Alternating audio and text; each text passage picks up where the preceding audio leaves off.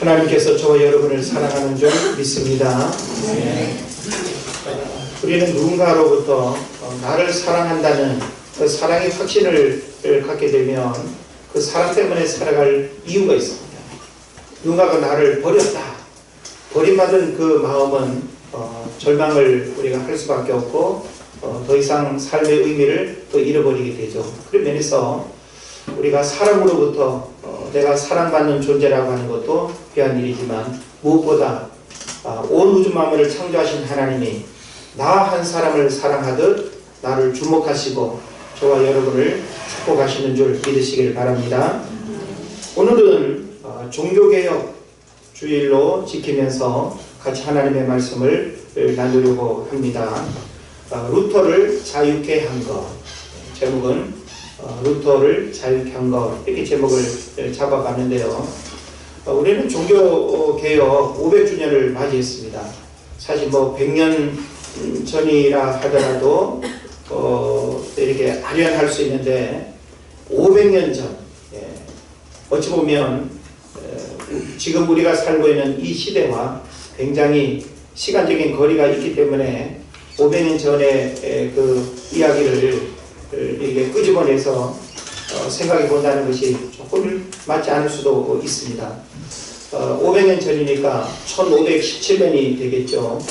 임진왜란이 1592년에 일어났으니까 임진왜란이 일어나기 7, 80년 전에 바로 종교개혁이 유럽에서 있었는데 오늘 우리는 매년 10월 31일이 종교개혁이 일어난 날입니다. 그래서 오늘 29일 주일이지만 30일을 우리가 즈음해서 종교개혁 주일로 지키고 이 종교개혁이 오늘 우리 한국교회와 우리 개인의 신앙에 어떤 영향을 미치는지, 왜 우리는 반복적으로 이 종교개혁이라고 하는 이 소중한 역사적인 사건을 되새김질하면서 오늘 우리 삶의 교훈으로 삼아야 되는가라고 하는 것은 대단히 중요한 의미가 있습니다. 그런 면에서 오늘 여러분들이 이와 같은 맥락에서 하나님의 말씀을 잘 들으셨으면 좋겠습니다.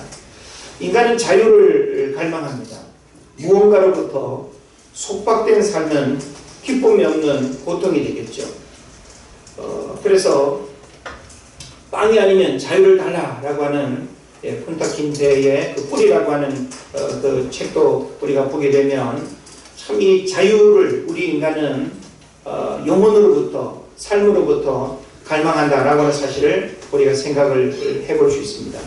그래서 사람은 다양한 자유를 추구합니다. 우리는 지금 나름 자유로운 민주주의 국가에 살고 있기 때문에 자유가 주는 많은 혜택을 우리가 누리면서 살아가고 있죠. 그럼에도 불구하고 여전히 우리는 또 많은 자유를 갈망하는 그런 모습을 우리가 보게 됩니다. 여러분, 어떤 자유가 우리에게 있을까요? 억압된 감정으로부터의 자유가 있습니다. 감정, 내가 쉽게 표현하는 것 같아도 내가 상대방에게 혹은 어떤 상황들을 내가 이렇게 보고 느끼는 것을 있는 그대로 표현하는 일이 그렇게 쉽지 않습니다. 그리고 억압받는 그런 환경 가운데 있다라고 할 때 이 억압된 감정을 내가 마음껏 표현할 수 있다는 것, 얼마나 행복한 일인지 모릅니다. 또 공간 이동에 대한 자유가 있습니다. 주거 이동의 자유도 있고 공간 이동에 대한 자유도 있죠. 특히 북한 같은 경우에는 자전거를 타고 어디 이웃에 가는 것도 다 허락받아야 되고, 또 경계선을 넘는 그런 지역 이동도 역시 허가를 받아야 됩니다. 그런 측면에서 보면 참 공간 이동에 대한 자유, 내가 동쪽으로도 갈 수 있고 남쪽으로도 갈 수 있고 어디든지 갈 수 있는 이 공간 이동의 자유는 얼마나 행복한 일인지 모릅니다. 또 집회, 결사의 자유가 있습니다. 모일 수 있는 자유, 흩어질 수 있는 자유, 사상의 자유도 있고 표현의 자유도 있고 양심의 자유도 있고 종교의 자유도 있습니다. 이와 같이 우리는 다양한 자유 속에 우리가 살아가고 있죠. 그래서 오늘 저는 그 중에서도 무엇보다 우리에게 가장 중요한 자유, 정말 수많은 사람들이 내면에 가장 갈망하는 자유가 있다고 한다면 죄로부터의 자유일 겁니다. 우리가 만약에 어떤 법을 어긴 그런 상태에서 경찰관을 스쳐 만나기라도 한다면 되게 불안하죠. 경찰서 앞을 지나가는 것도 내심 불안합니다. 그런데 우리는 그런 어떤 그 규칙을 어기는 어떤 문제보다는 우리 마음의 어떤 원죄와 본성적, 내가 누군가를 끊임없이 미워하고 그리고 증오하고 사랑하지 못하고 용서하지 못하는 그 내면의 그 죄성으로부터 괴로워하는 마음을 갖는다고 한다면 이걸 어디서 해결할 수 있겠습니까? 우리는 앞에서 열거했던 여러 가지 문제들은 제도가 바뀌고 국가 지도자가 바뀌고 환경이 바뀌고 하면은 이런 자유들은 많이 우리가 누릴 수 있는 거예요. 그런데 죄로부터의 자유는 어떤 국가 지도자도 어떤 시스템의 변화로도 안 된다라고 하는 사실이죠. 그런 면에서 이 죄로부터의 자유는 모든 사람들이 다 갈망하는데 적어도 이 시간 예배하는 저와 여러분들은 죄로부터의 자유를 하나님으로부터 은혜로 받은 성도들인 줄 믿습니다. 오늘 우리는 종교개혁 500주년 되는 해를 맞이하면서 카톨릭 교회로부터 개혁교회가 탄생하기까지 역사적 배경과 또 개혁교회가 추구하는 신앙의 본질이 무엇인지 살펴보려고 합니다. 예. 우리는 뭐 캐톨릭도 기독교, 우리 개신교도 기독교, 뭐 이렇게 기독교라고 하는 한 카테고리 안에서 그냥 우리가 말을 하죠. 그러나 캐톨릭과 우리 개신교는 믿음의 대상도 다르다고 이렇게 볼 수 있습니다. 저는 뭐 그렇게 이야기를 하고 싶은데 이 캐톨릭이라고 하는 이 말은 우주적, 보편적이라고 하는 그런 뜻을 가지고 있죠.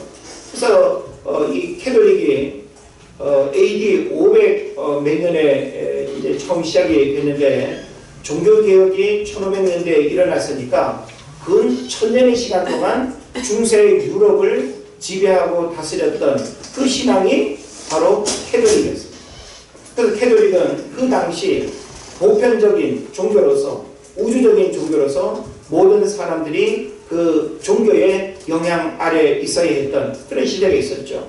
근데 이제 그 캐톨릭으로부터 우리 개신교가 나왔는데 개신교를 프로테스탄트라고 합니다. 이 프로테스탄트라는 말은 항거하다, 저항하다 라고 하는 의미를 가지고 있습니다. 그러나 캐톨릭이 가지고 있는 그 보편적 가치, 보편적 그 신앙으로부터 변질된 그 문제에서 튕겨져 나왔다는 사실이죠.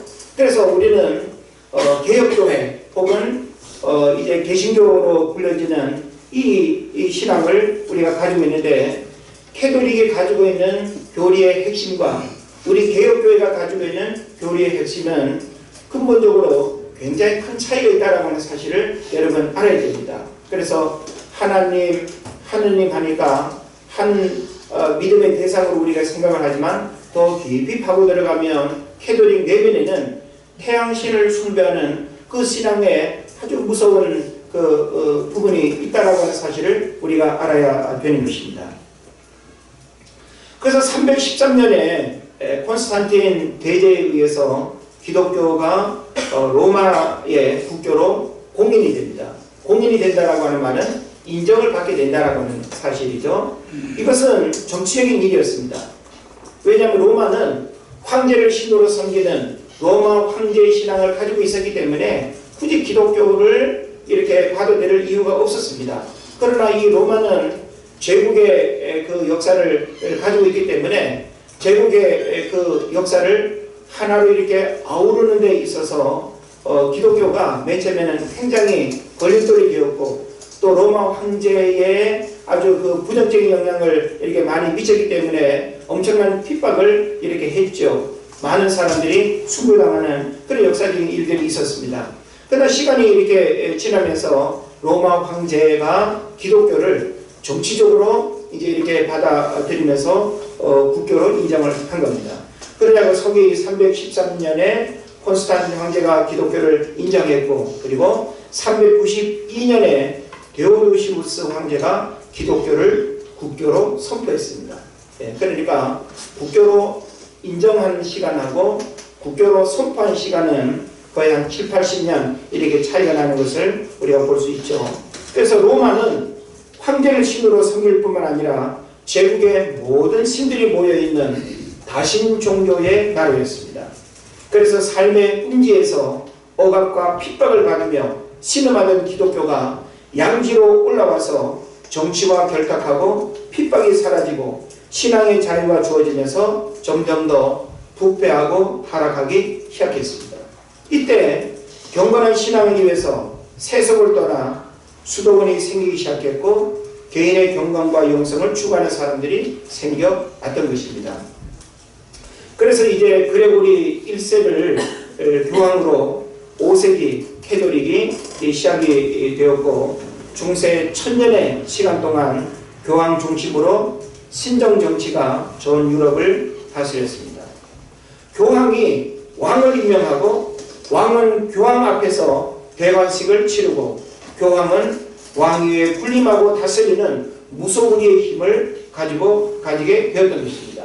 그래서 중세시대의 이 교황의 자리라고 하는 것은 왕을 아주 우습게 볼 뿐만 아니라 왕은 교황과 비교할 수 없는 그런 위치에 있었습니다. 그래서 교황이 각 나라의 왕을 임명받은 왕은 교황의 어떤 통제를 받으면서 이제 나라를 다스리게 됐던 거죠.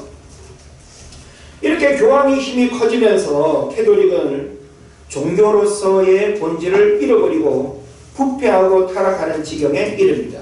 그래서 종교는 있으되 종교의 내용을 모르고 의식에만 사로잡혀 있는 신자들은 그들 스스로가 구원의 길을 알지 못했고 교황의 지시와 교리가 그들의 영혼을 좌지우지했던 것입니다.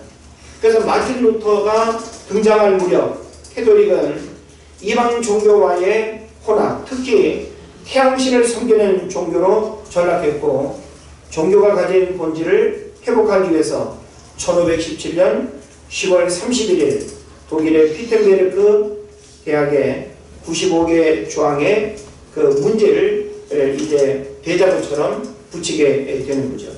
이것은 종교가 개혁하지 않으면 종교의 생명을 잃어버린 것이고 더 이상 종교일 수 없다는 성경적 가르침의 논리를 주장한 것입니다. 그래서 이에 항거한 루터가 프로테스탄트라는 이름의 개혁교회로 이제 시작이 되면서 오늘 우리는 바로 개혁교회의 후예로서 종교개혁의 정신을 이어받고 살아가는 자들이다라고 이렇게 볼 수 있습니다. 그러면서 우리는 개혁교회의 정신, 개혁교회가 잃어버리지 말아야 할 그 본질적인 가치가 무엇인가라고 하는 사실을 알아야 되는 것입니다. 왜냐하면 중세 1000년 동안 로마 교황에 의해 가지고 모든 종교와 정치와 모든 사회 문제들이 억압하고 지배하던 그런 시절에 그 부정과 부패로부터 벗어난 이 개혁교회가 오늘날 그 개혁교회의 정신을 잃어버리고 또다시 교회가 영적으로 부패하고 타락한다고 한다면 더 이상 교회에 어떤 희망도 가질 수가 없다라고 하는 사실이죠. 그러면서 우리는 끊임없이 개혁교회가 추구하는 정신, 개혁교회가 오늘 우리에게 유산으로 물려준 그 가치, 그걸 우리가 잃어버리면 안 된다라고 하는 사실입니다. 500년이라고 하는 긴 시간이 흘렀지만 종교개혁 그 세대들이 오늘 우리에게 물려준 소중한 신앙의 가치, 이걸 우리가 잃어버린다고 한다면 그들의 수고, 그들의 헌신, 그들의 어떤 죽음이 얼마나 안타까운 결과를 또 가져오겠습니까? 그래서 이 종교개혁의 그 5가지 그 정신이 있습니다. 그 5가지 정신이 뭔가 하면 하나는 오직 성경으로라는 것입니다. 한번 따라 하실까요? 오직 성경으로. 오직 성경으로. 예. 라틴어로 솔라 스크립츄라라고 하는데 오직 성경으로. 그 당시에는 오직 성경이 아니었습니다. 오직 교황의 교서, 교황의 말이 성경의 권위보다 더 위에 있었습니다. 그러니까 성경은 가지고 있었지만 성경은 일반 신자들이 소유하지도 못했고 읽지도 못했습니다. 왜냐하면 그 당시에 성경은 라틴어로 이렇게 기록이 되어 있었는데 라틴어를 읽을 줄 아는 사람들이 많지 않았어요. 라틴어를 모르는 사람들이 한 95%가 되는 그런 시대 상황이었습니다. 그러다 보니까 내가 읽지도 못하는 글이고 소지하지도 못하고, 그 당시 이 성경을 소지한다라고 하는 것은 거의 죽음입니다. 사제들 외에 성경을 소지하면 화형에 당하기도 했습니다. 실제로. 그런데 오늘날 우리가 종교개혁에 의해서 신자들이 이 인쇄된 성경을 개인적으로 소지하고 자기 나라 말로 성경을 읽을 수 있다고 하는 것은 얼마나 큰 축복인지 모릅니다. 이 일을 누가 했는가 하면 바로 마틴 루터가 그 일을 해낸 것이죠. 그래서 그 당시는 성경은 그 성경의 권위를 인정받지 못했고 오직 교황이라고 하는 그 사람에 의해서 그 다스려지던 시대였기 때문에 마틴 루터가 가만히 그 캐톨릭의 내부를 들여다보면서 이와 같은 문제들을 발견하게 된 겁니다. 그 다음에 또 한 가지는 오직 믿음으로라고 하는 겁니다. 그 당시에는 믿음으로 구원받는 그 교리가 아주 약하거나 인정하지 않았습니다. 공로, 그 다음에 금요, 절제, 고행, 선행, 이런 것들이 구원받는 아주 중요한 도구였습니다.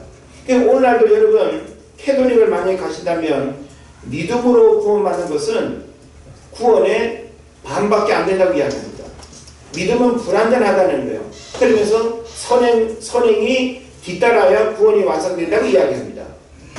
그런데 성경은 우리에게 믿음 외에 구원의 조건이 없습니다. 믿음 외에 어떤 선행, 어떤 공로, 어떤 대가를 지불하는 거 요구하지 않는다라고 하는 사실이죠.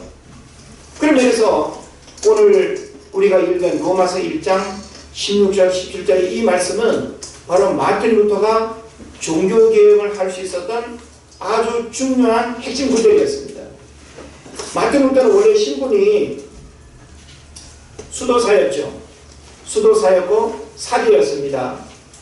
그리고 그가 또 공부를 많이 해가지고 대학 교수가 돼가지고 성서신학을 가르치는 독일의 비텐베르크 대학의 성서신학자 교수였습니다.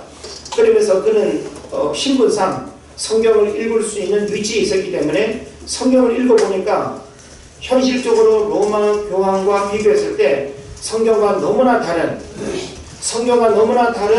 교황의 모습, 캐톨릭의 그런 부패함을 보게 된 것이죠. 그래서 이 95개 조항의 반박문을 비텐베르크 교회 게시판에다가 딱 붙여놓은 겁니다. 이것은 교황을 상대로 해서 처음에 의도적으로 하지는 않았지만 이 95개 조항은 어떤 토론을 하기 위해서 문제 제기로 붙였던 글인데 이것이 엄청난 반향을 일으키면서 결국은 로마 교황에까지 올라가고 그리고 전 유럽을 휩쓰는 그런 일이 되었던 겁니다. 오직 믿음으로. 오늘 우리는 오직 믿음으로라고 하는 이 소중한 교리를 우리 믿음의 아주 핵심 교리로 우리가 가지고 있지만 우리가 성경을 보게 되면 오직 믿음으로 구원받는 이 가르침이 있음에도 불구하고 당시에는 바로 오직 믿음이 아닌 어떤 선행, 공로 그런 것들로 구원이 완성된다고 생각을 했던 것입니다. 그 대표적으로 면죄부 판매 여러분 잘 아시죠? 예. 그러니까 면죄부 판매는 그 당시 그 베드로 대성당을 이렇게 건축하기 위해서 돈이 필요했는데 그 돈을 거둬들이기 위한 방법으로 면죄부를 판매한 겁니다. 그래서 면죄부를 성도들이 돈을 주고 사면 믿지 않고 죽은 부모, 형제, 조상들의 그 구원도 너가 헌금함에 동전을 땡가락 넣는 그 순간 연옥에서 지옥에서 천국으로 옮겨진다고 그렇게 가르쳤던 것이죠. 그러니까 너무나 잘못된 교리, 돈을 목적으로 면죄부를 판매했다라고 이것은 오늘날 결코 이 죄의 문제, 구원의 문제를 인간의 어떤 힘과 방법으로 해결할 수 없다라고 하는 것을 가르치는 중요한 메시지가 되는 겁니다. 그리고 또 한 가지는 오직 은혜로입니다. 오직 은혜로. 여기서 오직 은혜라고 하는 것은 우리의 어떤 노력으로 된 게 아니라고 하는 거예요. 우리 지금 다 구원받은 하나님의 백성들이죠. 여러분 구원받기 위해서 사심을 금식을 하셨나요? 제산을 바쳤나요? 뭐 히말라야 정상을 올라갔다 오셨나요? 뭘 하셨습니까? 그래서 에베소서 2장 8절 9절에도 보면 너희가 그 은혜를 말미암아 너희가 그 은혜로 말미암아 구원을 얻었다고 했습니다. 하나님께서 우리에게 구원을 얻을 수 있는 모든 환경, 어떤 사건, 어떤 상황을 하나님이 만들어 주셨기 때문에 내가 믿어야 되겠다라고 하는 그 믿음이 반응해서 구원의 역사가 일어났다는 거예요.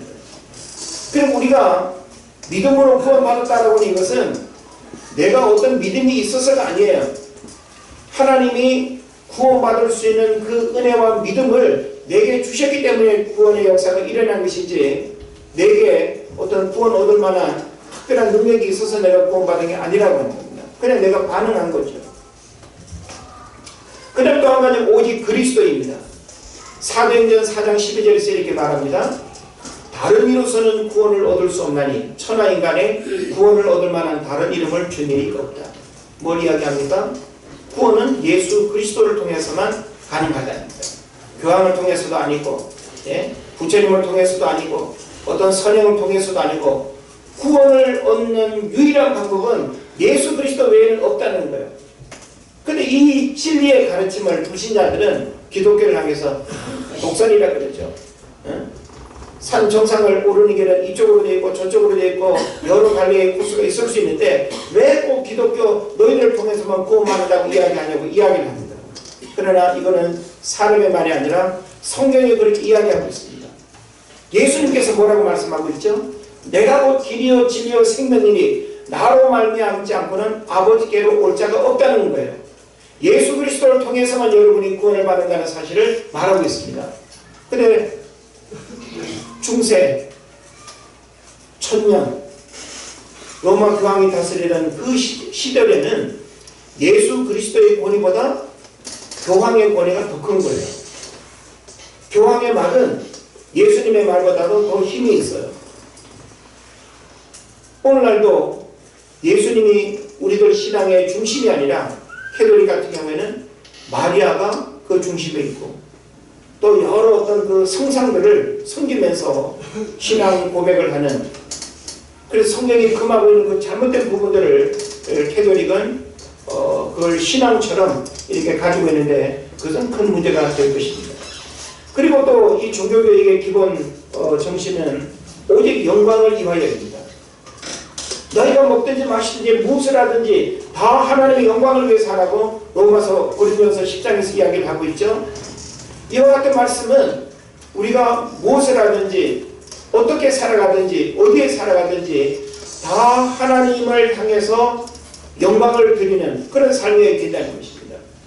우리가 공부하는 것도 자녀 교육을 하는 것도 먹고 사는 일도 직장, 생업 이 모든 것들이 다 하나님 영광을 위해서 해야 된다는 거예요. 근데 우리는 그냥 노후의 안락함을 위해서 자녀를 위해서 쾌락을 위해서 땅의 것에 우리의 마음이 이렇게 빼앗기면 안 되는 것입니다. 이런 종교개혁의 정신을 이어받은 한국의 개신교회가 오늘날 교회가 지녀야 할 소중한 본질을 잘 유지하고 있는가? 어떤 것 같습니까? 이런 5가지의 그 정신과 종교개혁의 그 근간이 되는 이와 같은 가르침이 오늘날 한국교회 안에 잘 지켜지고 있을까요? 이제 우리는 종교개혁을 뛰어넘어서 신앙개혁이 일어나야 됩니다. 종교개혁은 500년 전에 일어났죠. 캐톨릭이라고 하는 그 종교에서 개혁교회로 바뀌어졌습니다. 다시금 우리는 어디로 가야 할 이유가 없는 거예요. 자, 불교에서 우리 개신교로 오면 개종했다 그러죠. 이교에서 조계로 여러분 신앙생활을 하게 될 때 개종이라는 말 안 합니다. 그냥 이사해서 교회를 옮겼어라고 이렇게 말합니다. 캐톨릭에서 캐톨릭 신자가 개신교로 오게 되면 뭐라고 말해요? 교회를 옮겼다고 말하나요? 개종했다고 말합니다. 개종이라고 하는 게 뭐예요? 전혀 다른 종교에서 전혀 다른 종교로 옮겼다는 거예요. 그러니까 여러분, 캐톨릭을 우리 개혁교회와 같은 어떤 종교, 같은 교리로 여러분 이해하면 곤란합니다. 물론 성경을 가지고 이야기를 하기 때문에 많은 것들이 비슷하게 보여지는 부분이 분명히 있지만 캐톨릭의 그 중심 교리와 핵심이 얼마나 큰 차이가 있고 구원에 있어서도 얼마나 다른 교리를 가지고 있는가라고 하는 사실을 우리가 잘 알아야 됩니다. 그런데 의외로 성도들이 그냥 비슷하다라고만 이렇게 생각을 하고 오히려 캐톨릭 신앙을 아주 자유로운 종교로 생각합니다. 거기 가면 뭐 제사도 지낼 수 있고 술도 먹을 수 있고 담배도 피울 수 있고 이런 신앙의 어떤 윤리적인 제약을 받지 않으니까 똑같이 구원받을 수 있고 똑같은 하나님을 믿는다면 그냥 짜증나게 교회 가면 이거 해라 저거 해라 시끌벅적한 이 개신교회보다는 캐톨릭이 훨씬 더 신앙생활이 재밌고 편안하다고 생각을 합니다. 그러나 거기에는 구원에 심각한 문제가 있다라고 하는 사실을 우리가 경계하고 살펴볼 필요가 있습니다. 그래서 오늘 우리가 극복해야 할 이 신앙개혁의 문제, 이걸 우리가 좀 생각을 해야 됩니다. 우리는 종교개혁 500주년을 기억하면서 다시금 종교가 개혁되는 이 일보다는 우리 안에 주어진 이 신앙개혁의 문제들을 우리가 점검해 볼 필요가 있는 것입니다. 그래서 믿음이 빠져버린 종교개혁의 그 5가지 정신 하나하나를 우리가 다 이렇게 적용을 해보면 좋겠지만 그 중에서 믿음이 빠져버린 한국 교회와 성도들의 자화상이 무엇인가를 우리가 돌아볼 수 있어야 됩니다. 제가 늘 많이 강조하는 표현이기도 한데 믿음이 빠져버리면 우리의 신앙이 어떻게 변질되고 어떻게 타락될 수 있는가 하면 기복신앙으로 바뀝니다. 너 왜 교회 다녀? 잘 먹고 잘 살려고. 당신 왜 교회 다니십니까? 부자 되려고. 아프지 않으려고. 자녀들 잘 되는 그 이유 때문에. 우리가 하나님을 믿는 이유를 이와 같은 어떤 문제 해결의 수단으로 여러분이 종교를 선택하고 하나님을 믿는다고 한다면 이건 대단히 잘못된 출발입니다. 하나님이 저와 여러분을 구원하신 이유와 목적은 처음 하나님이 에덴 동산에서 그 인간을 만드신 목적의 회복이라고 보면 좋습니다. 왜 하나님께서 아담과 하와를 만드셨죠? 교제하기 위해서.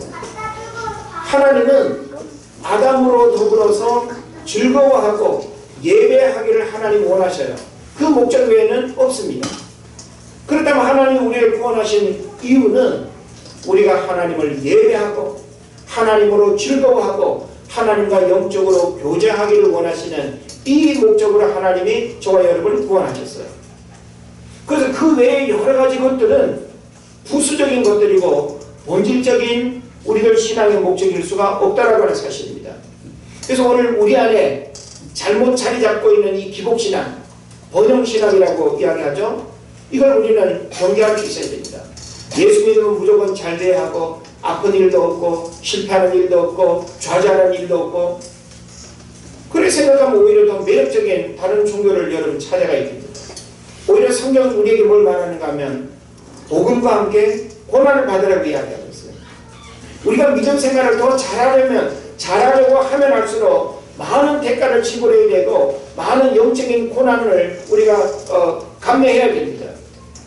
우리가 성경에서 욥이라든지 모든 믿음의 위인들을 보면 고난 없이 믿음의 그 승리자가 된 사람이 없는 것이죠.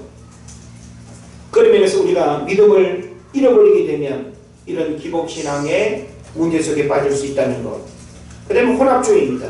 혼합주의는 다원주의라고 하죠. 이것도 좋고 저것도 좋고 그냥 내가 마음 내키는 대로 선택하면 되는 이게 아닙니다. 우리 기독교 신앙은 영적인 순결과 정결을 지킬 수 있어야 됩니다. 신랑 되신 예수 그리스도, 우리는 영적인 신부로서 신랑 되신 예수 그리스도 그 한 분만을 믿음으로 바라보는 그 신앙 고백이 있어야 되는 것이죠. 그래서 오늘날 이 다원주의가 우리의 순수한 신앙을 변질시켜 버렸습니다. 이것도 괜찮고 저것도 괜찮고 캐톨릭에도 구원이 있고 이슬람에도 구원이 있고 불교에도 구원이 있다. 옛날 그 김수환 추기경이 그런 사상을 가지고 그런 인터뷰 내용이 공개되어 있습니다. 그러니까 캐톨릭 수장인 김수환 추기경도 과거에 구원에 있어서 오직 예수 그리스도라고 하는 이 부분이 무너져 있는 거예요. 다시 말하면 다원주의적 그런 의식을 가지고 있는 것입니다. 성경 우리에게 그렇게 가르치지 않습니다. 또 물질주의, 만모니즘이라고 하는 이 물질주의는 믿음을 잃어버리게 될 때 우리 인간이 추구하고 빠지는 그런 문제가 되는 것이죠. 재물 우리에게 반드시 필요합니다. 돈 없으면 당장 불편한 것들이 얼마나 많습니까? 인상 찡그리고 아파하고 괴로워해야 할 그런 일들이 얼마나 많이 있습니까? 근데 우리는 믿음의 가치와 믿음의 원리로 살아야지 물질을 추구하는 삶이 되서는 안 됩니다. 물질이 만능이라고 하는 그 의식을 버리고 하나님이 주시는 그 진정한 자유와 축복을 우리가 누리면서 살아야 된다는 사실이죠. 그리고 세속주의와 쾌락주의를 우리가 경계해야 됩니다. 믿음이 빠져버리게 되면 바로 이와 같은 여러 가지 부작용, 이런 것들이 내 믿음의 옷을 벗겨버리고 이런 것들이 나를 치장하고 아주 괜찮은 듯 우리의 믿음 생활을 가장한다는 사실이죠. 그렇게 되면 신앙의 본질을 잃어버린 상태에서 이렇게 그 눈으로 보여지는 이런 현란함은 종교개혁의 정신도 아니면서 성경의 가르침도 아니다라고 하는 사실을 알아야 됩니다. 고행이나 선행이 아닌 오직 믿음으로 구원받는다는 사실은 마틴 루터에게 죄로부터의 억압과 영적 자유를 경험하는 놀라운 통로였습니다. 그래서 그 마틴 루터의 그 생애를 이게 책으로 읽어보면 마틴 루터는 그 내면에 이 죄로부터의 자유를 엄청 갈망했습니다. 그래가지고 성 베드로 성당을 올라가는 높은 계단이 있는데 그 한 계단 한 계단 무릎으로 올라가면서 기도하고 그 고통스러운 아픔을 겪으면서 내가 저 높은 계단 꼭대기까지 올라가면 내 마음으로부터의 그 죄의 자유가 주어질 거라고 생각을 했는데 역시 고행으로도 금욕으로도 어떤 공로로도 그 죄로부터의 자유를 얻지 못하는 것을 그가 발견하게 되는 겁니다. 이슬람교는 겉으로는 평화와 평등을 말하지만 알라 외에는 모든 신을 부정하면서 피비린내 나는 테러와 폭력으로 자신들의 종교를 정당화하고 있습니다. 불교는 절제와 금욕이라는 고행을 통해서 극락왕생을 말하지만 믿음 없는 이 길은 역시 지옥일 수밖에 없습니다. 캐톨릭은 선행과 구제가 구원의 보조수단이며 믿음의 구원을 완성하는 비결이라고 하지만 성경적이지 않습니다. 캐톨릭은 죄의 문제를 해결하기 위해서 인간의 공로를 강조합니다. 당시 그들은 면죄부를 구입하면 그 공로에 힘입어서 구원을 얻을 수 있다고 가르쳤습니다. 성경이 금하고 있는 마리아 숭배나 성상 숭배들도 역시 믿음의 행위가 아니다라고 하는 사실이죠. 그런 면에서 마틴 루터가 찾아냈고 마틴 루터가 경험했던 이 로마서 1장 17절의 이 말씀은 바로 그 어떤 방법으로 해결할 수 없었던 죄로부터의 자유를 하나님의 말씀이 해결해 줬다는 사실입니다. 오직 믿음으로 말미암아 우리가 자유케 되는, 그래서 복음에는 하나님의 의가 나타나서 믿음으로 믿음에 이르게 하나니 기록된 바 오직 의인은 믿음으로 말미암아 살리라. 이 말씀의 핵심이 뭔가 하면 한번 따라하시면 좋겠습니다. 오직 의인은 믿음으로 말미암아 살리라. 네. 오직 의인은 믿음으로 말미암아 산다는 것. 수도원에서 루터는 기도와 궁핍, 금욕과 절제 등의 고행을 진지하게 실천하면서 어느 누구보다도 열심히 수도를 쌓았습니다. 그러나 낱낱이 죄를 고백하는 매일매일의 그 고해성사에서 그의 양심은 용서보다는 오히려 더욱더 하나님의 영원한 형벌만을 느끼고 마실 뿐이었습니다. 수도원의 루터는 고해성사를 통해서 죄 용서의 확신을 얻을 수 없었고 면죄부를 비롯한 카톨릭 내부의 깊은 타락과 부패를 발견하면서 그의 영혼은 더욱 괴로웠던 것입니다. 학생들을 가르치고 로마서에 심취하던 어느 날 로마서 1장 17절의 이 말씀에서 복음의 참된 의미를 발견하게 된 것입니다. 복음에는 하나님의 의가 나타나서 믿음으로 믿음에 이르게 하나니 기록된 바 오직 의인은 믿음으로 말미암아 살리라 함과 같으니라. 이건 아주 충격적인 발견이었고 이 말씀이 마틴 루터의 영혼을 자유케 하는 순간이었습니다.